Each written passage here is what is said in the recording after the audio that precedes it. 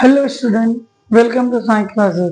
Science classes में आपके YouTube channel पे आप सभी लोगों का स्वागत है। जैसा कि हम लोग क्लास 10th का फिजिक्स का भौतिक विज्ञान का न्यूमेरिकल हम लोग सॉल्व कर रहे थे, उसी सीक्वेंस में प्रकाश का हम लोग आज और न्यूमेरिकल सॉल्व करेंगे इस वीडियो में। इस वीडियो में क्वेश्चन जो दिख रहा है ये यूपी बोर्ड के क्वेश्चन प्रीवियस ईयर क्वेश्चन में पेपर में हमारा आ चुका है। तो यहाँ से हमारा न्यूमेरिकल दिया है, तो न्यूमेरिकल में हम क्या करेंगे, सबसे पहले जो वैल्यू हमारी दी रहती है, भाई जो वैल्यू दी रहती है उसको हम देखते हैं। दिया है इंफॉर्मेशन में सबसे पहले दिया है ये हमारा एक उत्तल लेंस की फोकस दूरी पर 50 सेंटीमीटर, तो हमारा यह बराबर जो हमारा होगा 50 सेंटीमीटर। हम जानते हैं इसकी फोकस दूरी धनात्मक होती है। एक उस वस्तु की प्रतिबिंब की स्थिति बताइए जो लेंस से 25 सेंटीमीटर की दूरी पर अक्ष के लंबवत हो। तो ये हमेशा निगेटिव होता है, ये -25 सेंटीमीटर है। तो तथा प्रतिबिंब का आवर्धन, तो हमें इसकी स्थिति बताना है, तो भी पता करना है, भी हमें पता करना है। तो 1/f is equal to 1/v plus -1/u हम जानते हैं। तो 1 यहां से हम सॉल्व करेंगे, 1/f बराबर होगा प्लस 1/u बराबर हो 1/v। तो 1/v हमें बराबर 1/f का मान है 50 और u का मान है 1/25, तो -25, तो 1/v बराबर 1/50 -1/25। हम इसका एलसीएम निकालेंगे। 1/v बराबर हो गया 50, 50 से करने पास 25 गुना 50, तो -1/50, तो v बराबर हमारा हो गया -50 सेंटीमीटर। इसका मतलब हो गया जो हमारा फोकस दूरी उत्तल लेंस यानी दर्पण के जिस तरफ वस्तु रखा होगा उसी तरफ प्रतिबिंब बनेगा। वस्तु की तरफ वही वस्तु की तरफ बनेगा। हम ये यहाँ पे इसकी स्थिति हो गई। दूसरा आवर्धन हमें पता करना है, तो आवर्धन बराबर m बराबर होता है लेंस के लिए v/u, तो m बराबर v/u, तो v -50 बटे -25, तो 25 गुना 50 प्लस m बराबर हो गया 2। 2 नंबर का क्वेश्चन, दो चीजें हमारी आ गई, इस ऑब्जेक्ट की स्थिति आ गई और उसका आवर्धन। तो आवर्धन यहाँ देख लीजिए धनात्मक है, तो धनात्मक होने का मतलब क्या होता है, धनात्मक होने का मतलब प्रतिबिंब कैसा होगा, प्रतिबिंब होगा आभासी, प्रतिबिंब होगा आभासी। और क्या होगा, वस्तु का आकार क्या होगा, आकार होगा हमारा वस्तु से बड़ा बनेगा। और तीसरा इसकी जो क्या आभासी वस्तु से बड़ा तथा क्या बनेगा, सीधा बनेगा। ये भी इंफॉर्मेशन इससे है, जो टेबल हमने बनाया था उस टेबल के अकॉर्डिंग इंफॉर्मेशन है। बहुत सिंपल है भाई, बहुत ही सिंपल है। इसको हम चेक कर लेते हैं भाई। 1/f -25 v है, तो ये लेंस का फार्मूला जो सूत्र जो होता है 1/f plus 1/f minus 1/v minus 1/u, तो 1/f plus 1/u is equal to 1/v। 1/v is equal to 1/50 minus 1/-25। तो 50 और 25 का लघुत्तम जो होगा 50, तो 50 से करने में 50, 25 गुना 50 घटाएंगे -1/50, तो v का मान -50 सेंटीमीटर। तो v 50 सेंटीमीटर, लेकिन माइनस ये बताता है कि वस्तु दाएं तरफ बनेगा कि बाएं तरफ। इसका मतलब जिस तरफ वस्तु रखा होगा उसी तरफ उसी का प्रतिबिंब बनेगा। आवर्धन पूछ रहा है, आवर्धन m बराबर -v/u, तो m बराबर -v/u -25/50, तो ये जाएगा 2। धनात्मक आ गया, इसके बारे में इंफॉर्मेशन हम जानते हैं कि -v प्लस धनात्मक होगा कि ऋणात्मक होगा, इसके लिए तब तक के लिए सारा आंसर है।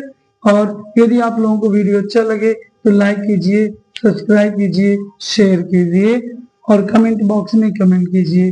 देखते हैं यहाँ पर इसका दूसरा क्वेश्चन, बहुत ही इंपॉर्टेंट है भाई।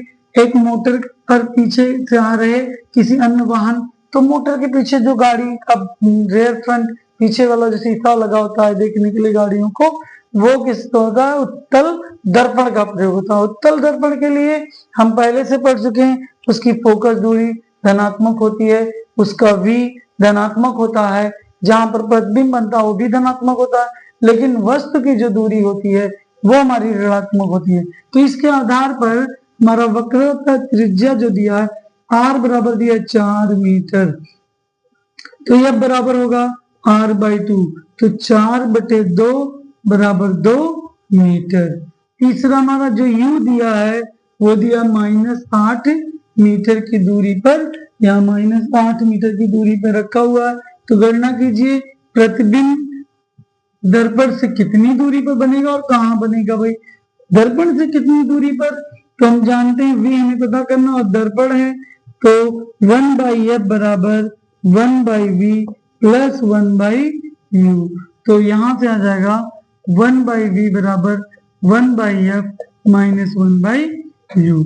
वैल्यू रखते हैं 1/v, f का मान है 1/2 माइनस u का मान है -8, तो 1/v बराबर 1/2 माइनस माइनस प्लस 1/8, 1/v बराबर 2 और 8 का लघुत्तम 8, 2 चौका 8, 4 8 करने में 8, तो जाएगा 5/8, तो v बराबर होगा 8/5, 5 करने में 5 और 3 8 5 6 30, तो v बराबर हो गया 1.6 सेंटीमीटर।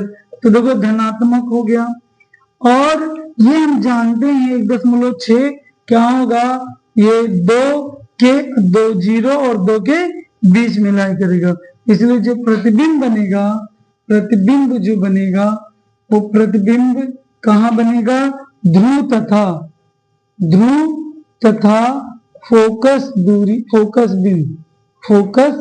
बिंदु के बीच बनेगा भाई, फोकस तथा ध्रुव के बीच बनेगा, ये हमारा प्रतिबिंब बनेगा। तथा प्रतिबिंब की देते हैं भाई ये किस तरफ, अब उत्तल दर्पण द्वारा प्रतिबिंब कैसा बनेगा, उत्तल एयर नेचर जानते हैं, ये क्या होगा, आभासी होगा, आभासी होगा, आभासी जब होगा तो सीधा बनेगा, और आकार में जो इसका होता है, ये और इंफॉर्मेशन दे देते हैं, आकार इसका होता है वस्तु से छोटा, वस्तु से छोटा, और इसकी फोकस दूरी क्या होती है, फोकस दूरी होती है धनात्मक, धनात्मक होती है, और u ऋणात्मक होता है, तथा v भी हमारा क्या होता है, धनात्मक होता है। उत्तल दर्पण के लिए, अवतल दर्पण के लिए हम देख लेते हैं, एक बार और रिवीजन कर लेते हैं। अवतल दर्पण के लिए हमारा क्या होता है, प्रतिबिंब क्या होता है, प्रतिबिंब होता है आभासी, आभासी बनेगा, तो प्रतिबिंब वास्तविक या आभासी, तो क्या होगा, आकार क्या होगा, आकार होगा वस्तु से छोटा या वस्तु से बड़ा, वस्तु से बड़ा, तो कैसा बनेगा, सीधा या उल्टा, भाई ये दोनों काम करेगा, सीधा या उल्टा। तो थोड़ी सी जानकारी हमें अवतल और उत्तल दर्पण के बारे में भी हो गई। तो ये न्यूमेरिकल बहुत ही इंपॉर्टेंट है, इस टाइप का न्यूमेरिकल 4 नंबर का आता है। तो 4 नंबर में देखेंगे क्या रखा हुआ है, ये तो हमने एक्स्ट्रा बताया है, बिल्कुल सिंपल है। Physics is the bone marrow of the earth, numerical is the bone marrow of the physics. अगर फिजिक्स नहीं आता, अगर फिजिक्स में आपको न्यूमेरिकल नहीं आता, तो आपको यानी फिजिक्स नहीं आता। चलिए तब जो है इसका आंसर देखिए।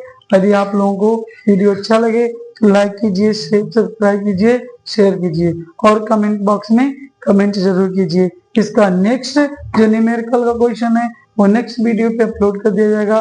तब तक के लिए थैंक यू वेरी मच।